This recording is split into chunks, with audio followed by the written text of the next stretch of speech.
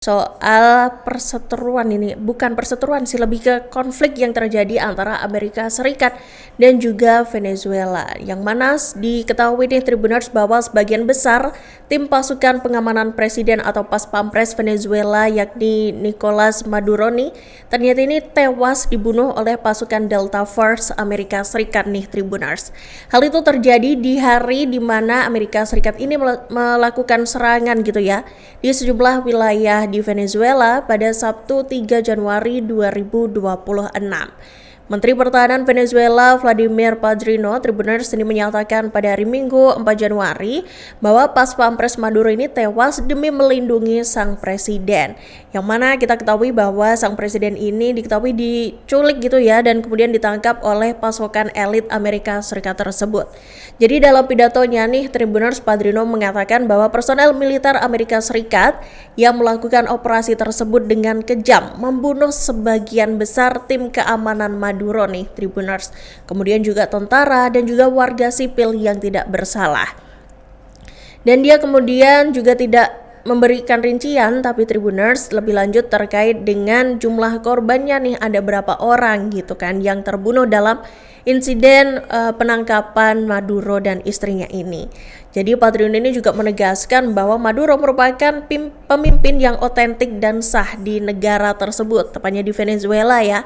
Dan pernyataan tersebut disampaikan sehari setelah Presiden Donald Trump, Presiden Amerika Serikat ini mengatakan bahwa aksi militer Amerika pada hari Sabtu ini mengakibatkan penangkapan Maduro dan istrinya, yakni Cilia Flores, dan berjanji untuk menegakkan kendali Amerika Serikat nih atas negara itu untuk sementara waktu.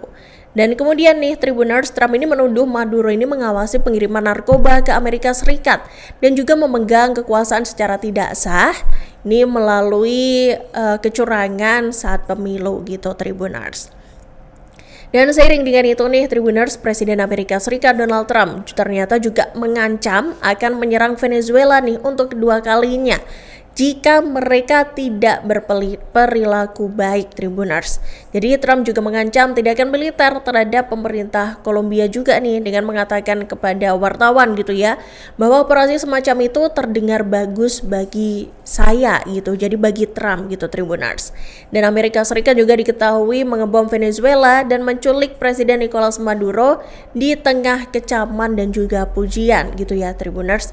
Dan dalam konferensi pers pada Sabtu 3 Januari 2026 di Resort Mar-a-Lago miliknya di Florida sana, Tribuners, Presiden Trump ini memuji operasi penangkapan Maduro sebagai salah satu pertunjukan kekuatan dan kompetensi militer Amerika Serikat yang paling menakjubkan, efektif dan dahsyat dalam sejarah Amerika. Jadi ini adalah operasi militer paling berisiko Tribuners dan paling terkenal yang disetujui oleh Washington sejak tim SEAL Angkatan Laut Amerika Serikat nih membunuh pemimpin Al-Qaeda Osama Bin Laden di sebuah rumah persembunyian di Abbottabad, Pakistan pada tahun 2011 lalu. Dan ketika didesak untuk menjelaskan maksudnya nih, Trump ini cuma berkata itu artinya kami yang berkuasa gitu Tribuners. Jadi memang Trump tidak memberikan keterangan lebih lanjut gitu. Nah, selain itu nih Tribuners, ini dikabarkan bahwa Maduro ini ditahan di sebuah penjara federal yang paling buruk di New York sana nih Tribuners.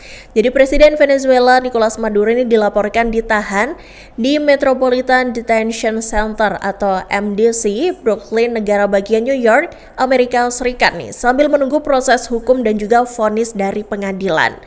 Penjara federal ini nih kerap disebut dalam berbagai laporan media gitu Tribuners dan juga dokumen pengadilan sebagai salah satu fasilitas pemasyarakatan dengan kondisi terburuk di Amerika Serikat. Ini menyusul serangkaian persoalan struktural yang berulang dari tahun ke tahun Tribuners. Jadi MDC Brooklyn dikenal publik internasional setelah berulang kali disorot karena kekurangan staf yang kronis, kemudian pengamanan yang tidak memadai, serta tingginya tingkat kekerasan antar narapidana.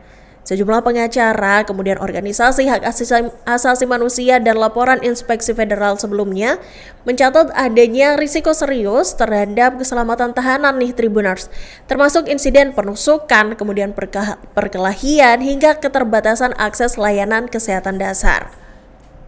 Dalam beberapa periode nih Tribuners, fasilitas ini juga mengalami pemadaman listrik berkepanjangan.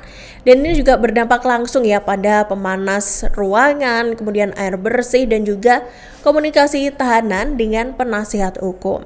Penahanan Maduro di MDC Brooklyn ini segera memantik perhatian luas nih Tribuners. Bukan hanya karena statusnya sebagai kepala negara, tapi juga karena simbolisme tempat ia ditahan nih Tribuners. Karena penjara ini memang kerap dijuluki sebagai salah satu yang paling tidak manusiawi nih Tribuners di Amerika Serikat sana. Semua label yang mencerminkan akumulasi keluhan dan temuan resmi terkait kondisi hidup para tahanan tuh juga ada Tribuners. Dan pemerintah Amerika Serikat sendiri sebelumnya mengakui adanya masalah serius di MDC Brooklyn ini dan menjanjikan perbaikan secara bertahap gitu ya. Meski kritik menyebut langkah-langkah itu tuh berjalan dengan lamban gitu Tribuners. Dan dalam manifestasi penghuni MDC Brooklyn nih tercatat pula sejumlah nama besar nih Tribuners yang pernah atau sedang menjalani proses hukum di sana. Di antaranya adalah Joaquin El Chapo Guzman, mantan bos kartel narkoba Meksiko nih Tribuners. Terus kemudian ada Ghislaine Maxwell, terpidana dalam kasus perdagangan seks. Hingga Sam Bankman-Fried, pendiri bursa kripto FTX yang terseret skandal keuangan global.